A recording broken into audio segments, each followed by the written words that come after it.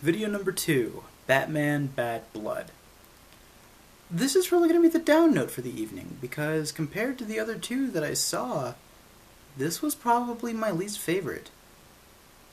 As far as the animated movies go, DC has been killing it as of late. Because Marvel has the live action movies and some of the TV shows, but DC really excels at their live action TV shows and their animated films. And I think that's great. Let them dominate that. They're starting to make really good live action movies, but as far as animated films, they've been killing it. So is Marvel, but more so DC, because they've had a couple misses, but they weren't huge misses to the point where I'll stop watching their movies.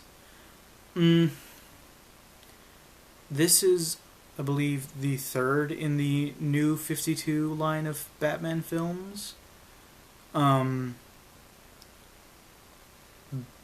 goes missing. There are a bunch of people being, dressed up as bats, trying to, take his place. This reminded me a lot of where there was a storyline in the comics where Dick Grayson and a bunch of the other Robins who were alive, a bunch of the other Robins try to fight for the mantle of the Dark Knight. And it got pretty violent.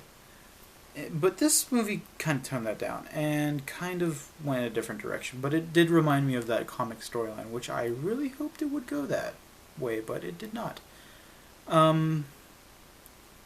Turns out, yada yada yada, big mystery. He's being tortured by Talia al Ghul.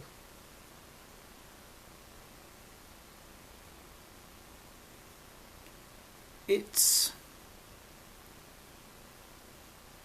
a nice twist, but it's kind of a boring one, I would say. Especially when you build up in the beginning like a big, brawny main character that's very reminiscent of the Nightfall trilogy of graphic novels, and he turns out to be a clone of Damian Wayne. Yes, this is a spoiler review. Well, okay, if you're a fan of the DC animated films, still go see it. It's still a good animated movie. All I'm saying is, as far as the animated films of the past goes, this is maybe one of their misses, maybe not. It's It's meh. It's very meh. Which, is not necessarily a bad thing for this one, because they've had their Justice League films, which I think War was probably my least favorite, and Doom was probably my most favorite, because it still had all the original voice actors.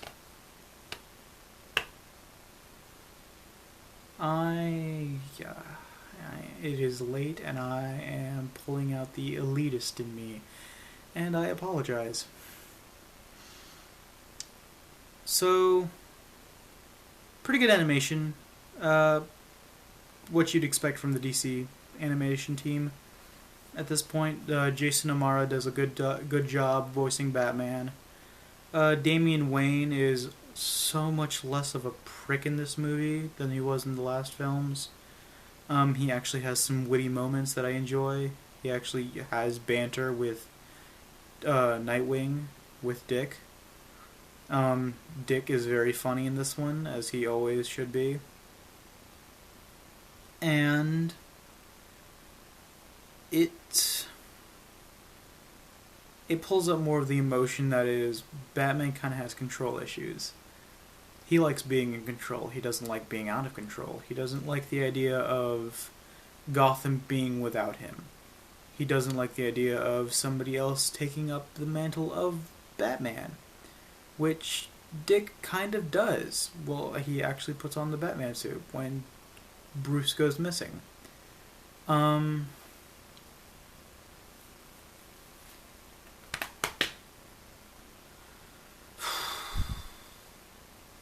Just late, guys. And that's all I can get out of my head. the villain for one, which was, you were led to believe that it was the Damian Wayne clone. It was not. It was Talia al Ghul. As far as the Damian clone goes, he was very, very two-dimensional as a villain, which you don't usually get out of Batman villains, which I was kind of disappointed by. Because he was set up as just a big, strong guy that could beat up Batman, and that's it. They tried to do a thing near the end of his time in the movie where he was like, I just want to be loved. Why won't mommy love me? And I think the writers, they were on the right track, but it ended up being a last minute emotional attachment that did not go anywhere. Whereas with all the other Batman villains, you've had years and years and years of build up and years to get to know the villains and their backstories and their flaws, their weaknesses.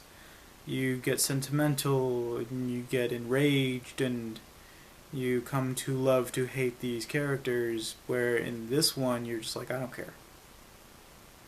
I don't care. But Talia al Ghul, she's a bitch, duh. Yeah, sure, rent it from Amazon, buy it on Blu-ray. Go for it.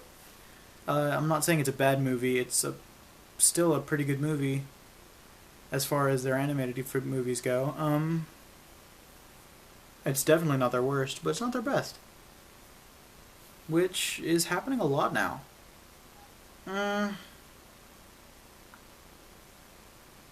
I'm biting my lip and I don't know why. I'm gonna stop now. So yeah, that is Batman Bad Blood. I will shoot this last review for Deadpool, which is probably going to be my longest review because I have a lot to say about that movie. So I'm going to get on that right now. I will see you guys later in the next video. Bye bye. Why? Markiplier. Bye.